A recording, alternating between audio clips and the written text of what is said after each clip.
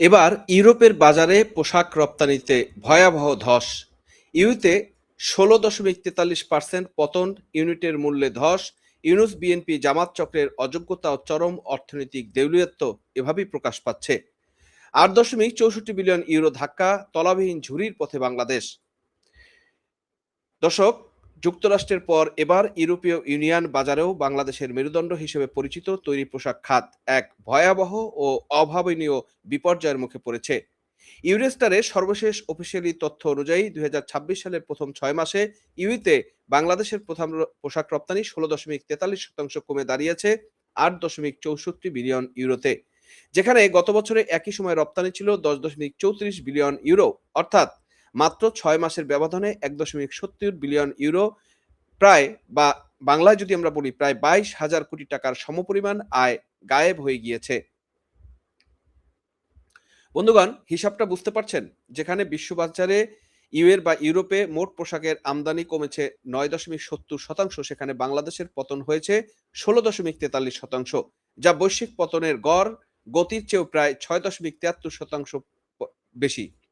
আমি আমার আগের একাধিক ভিডিওতে বারবার সতর্ক করেছি এবং বলার চেষ্টা করেছি 2024 সালের 5ই আগস্টের পর যে উগ্রবাদ, বিভাজন আর রাষ্ট্রীয় অস্থিতিশীলতার খেলা বাটপার ইউনূস চালু করেছিল, আর আজ সেই একই পথ অনুসরণ করে চলছে তারেক রহমানের বিএনপি, জামাত এবং এনসিপি অক্ষ। এভাবে চললে শুধু পোশাক খাত নয়, দেশের পুরো অর্থনীতি দেউলিয়া হওয়া এখন সময়ের ব্যাপার মাত্র। যে বাংলাদেশ বিশ্বমঞ্চে একাধিক অর্থনৈতিক বিস্ময় বলা হতো, তাকে আজ আবার তলাবিহীন ঝুড়ি বানানোর মেটিকুলাস ছক সাজানো হয়েছে। আজ আমরা এই পোশাক খাতে ধস, ইউরেস্টারের পরিসংখ্যান এবং বিএনপির, জামাত, এনসিপির ক্ষমতার মোহের অন্ধকার দিকটি উন্মোচন করে আপনাদের সামনে তুলে ধরার চেষ্টা করব। দর্শক, আসুন ইউরেস্টারের তথ্য বিশ্লেষণ করে আসল সত্যটা একটু উন্মোচন করি। বলা হচ্ছে ইউ এর সামগ্রিক পোশাক বাজার সংকুচিত হচ্ছে, কিন্তু চীন, তুরস্ক বা ভারতের সাথে বাংলাদেশের পতনের ব্যবধানটা যদি আপনি মিলান তাহলে আপনাদের কাছে পরিষ্কার হবে। চীনের রপ্তানি কমেছে 8.88%, তুরস্কের কমেছে 14.60%, আর ভারতের কমেছে 12.49%। কিন্তু সবচেয়ে আশ্চর্যের বিষয় হলো আমাদের প্রধানতম প্রতিযোগিতা ভিয়েতনামের চিত্র সম্পূর্ণ উল্টাও। ভিয়েতনামের রপ্তানি কমে যাওয়া তো দূরের কথা, 2025 সালে 2.06 বিলিয়ন ইউরো বেড়ে 2026 সালে জানুয়ারি থেকে জুনে তা 2.7 বিলিয়ন ইউরোতে উন্নীত হয়েছে। অর্থাৎ বৈশ্বিক মন্দার মধ্যেও ভিয়েতনামের প্রবৃদ্ধি হয়েছে প্রায় 36.36%। ভিয়েতনাম কিভাবে এই বৈশ্বিক মন্দার মধ্যেও নিজেদের বাজার ধরে রাখতে সক্ষম হলো? কারণ তাদের দেশের রাজনৈতিক স্থিতিশীলতা আছে, জ্বালানি নিরাপত্তা আছে, আর আমাদের সরকারের দূরদর্শী রাজনৈতিক কূটনীতি তাদের সরকারের দূরদর্শী রাজনৈতিক কূটনীতি রয়েছে। আর আমাদের দেশে কি আছে? আমাদের দেশে আছে গ্যাসের হাহাকার, কারখানায় বিদ্যুতের অভাব, রাস্তায় মব সন্ত্রাস, আর প্রতিদিন নতুন নতুন উগ্র রাজনৈতিক ইস্যু তৈরি করে অর্থনীতিকে ধ্বংস করার দিকে ঠেলে দেওয়ার অপচেষ্টা।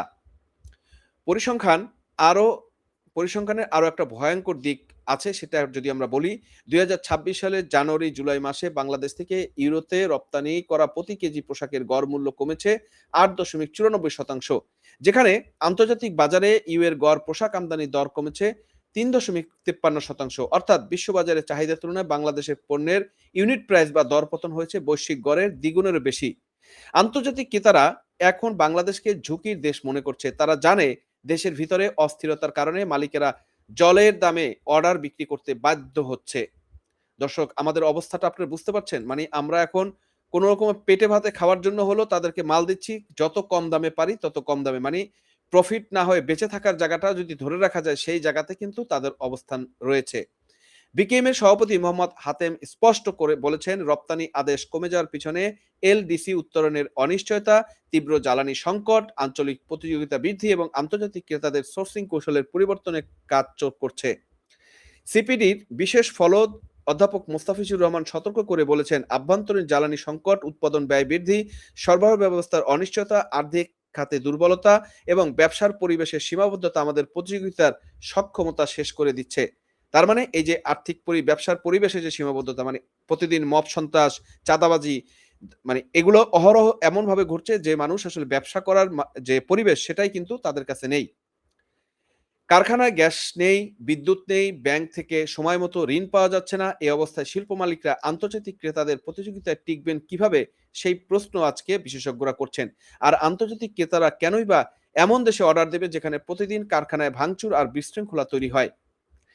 আজ এই চরম অর্থনৈতিক সংকটের সময় দেশের গদিতে যারা বসে আছেন তাদের পেছনের থেকে নাটাই ঘুরাচ্ছে সেই ইউনূস, বিএনপি, জামাত, এনসিপির অক্ষের ভূমিকা কি?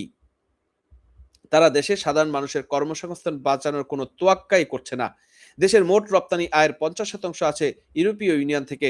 সেই ইউরোপের বাজার যখন হাতছাড়া হয়ে যাচ্ছে, লক্ষ লক্ষ গার্মেন্টস শ্রমিক যখন চাকরি হারানোর ঝুঁকিতে, তখন রাজনৈতিক দেউলিয়ারা ব্যস্ত নিজেদের ক্ষমতা ভাগাভাগি, নির্বাচন কেন্দ্রিক জটিলতা আর উগ্র এজেন্ডা বাস্তবায়নে। ইউনূস আমল থেকে শুরু করে আজ তারেক রহমানের বিএনপি সরকার পর্যন্ত একটাই নীতি দেখা যাচ্ছে, রাজনীতি উদ্ধার করো, অর্থনীতি জাহান্নামে যাক। যে পোশাক খাতকে ভিত্তি করে বাংলাদেশের মধ্যবিত্তের বিকাশ ঘটেছিল, নারী ক্ষমতায়ন হয়েছিল, আজ তাদের হাত ধরেই সেই বিশ্ব মঞ্চ মুখ থুবড়ে পড়ছে। আন্তর্জাতিক বাণিজ্যের নিয়ম না বুঝে, কূটনীতির তোয়াক্কা না করে এরা বাংলাদেশকে একের পর এক আন্তর্জাতিক ব্লক থেকে বিচ্ছিন্ন করে ফেলছে। দর্শক, আপনারা দেখছেন মানব জমিনের যে রিপোর্টটা, সেখানেও কিন্তু স্পষ্টভাবে বলা হচ্ছে যে ইউরোপের বাজারে পোশাক রপ্তানিতে বড় ধাক্কা। এবার যুক্তরাষ্ট্রের পর ইউরোপীয় ইউইর বাজারে বাংলাদেশের তৈরি পোশাক রপ্তানি প্রতিযোগিতার দৌড়ে পিছিয়ে পড়েছে। এভাবে কিন্তু তারা টোটাল নিউজটা করার চেষ্টা করেছে এবং আন্তর্জাতিক বাংলাদেশের জাতীয় যে পত্রিকাগুলো আছে সেগুলোতে কিন্তু আরো ফলাও করে এই বিষয়টাকে সামনে নিয়ে এসেছে যে আমাদের অবস্থাটা আসলে কোথায় যাচ্ছে। বন্ধুরা, ইউরোস্টারের এই রিপোর্টটি কেবল একটি পরিসংখ্যান নয়, এটি বাংলাদেশের জাতীয় অর্থনীতির জন্য এক লাল বাতি বা রেড অ্যালার্ট আমরা বলতে পারি। ৮.৬৪ বিলিয়ন ইউরোতে নেমে আসা ধাক্কা যদি আমরা এখন উপলব্ধি না করি, তবে আগামী দিনগুলোতে মুদ্রাস্ফীতি, ডলার সংকট এবং গণবেকারত্ব জুড়ে এমন এক ধ্বংসাত্মক পরিস্থিতি তৈরি করবে যা সামাল দেওয়া কারো পক্ষেই সম্ভব হবে না। অবিলম্বে জ্বালানি সংকট সমাধান করতে হবে, রাজনৈতিক স্থিতিশীলতা ফিরিয়ে আনতে হবে এবং উগ্রবাদী ও বিভ্রান্তিকর নীতি ছেড়ে ব্যবসা বান্ধব পরিবেশ গড়ে তুলতে হবে। অন্যথায় ইউনূস ও তারেক রহমানের অদূরদর্শী নেতৃত্ব দেশ আজ সত্যি তলাবিহীন ঝুড়িতে পরিণত হতে চলেছে। দর্শক, আপনারা কি মনে করছেন? ইউরোপের বাজারে এই ১৬.৪৩% পতনের জন্য সরকারের অযোগ্যতা ও জ্বালানি সংকট কতটা দায়ী? বিএনপি, জামাত, এনসিপি চক্রের এই ভূমিকা নিয়ে আপনাদের মতামত কমেন্ট বক্সে অবশ্যই লিখবেন। ভিডিওটি প্রচুর শেয়ার করুন, লাইক দিন এবং প্রতিটি সত্য, অর্থনৈতিক ও রাজনৈতিক বিশ্লেষণের জন্য আমাদের চ্যানেলটি সাবস্ক্রাইব করে থাকুন।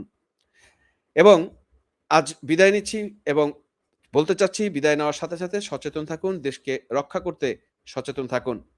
বিদায়ের আগে সেই বার্তাটা আপনাদেরকে আবারও বলে দিতে চাচ্ছি, আপনার ঘরে যদি শিশু সন্তান থাকে, বিশেষ করে মেয়ে শিশু সন্তান, আপনার ঘরে যদি টিনেজার ছেলে মেয়ে থাকে এবং মুরব্বী থাকে, তাদেরকে বিএনপি, জামাত, এনসিপি জঙ্গিদের হাত থেকে নিরাপদ রাখুন এবং সাবধানে রাখুন। এরাই দেশকে ধ্বংস করছে, এরা আপনার সন্তানকেও ধ্বংস করবে।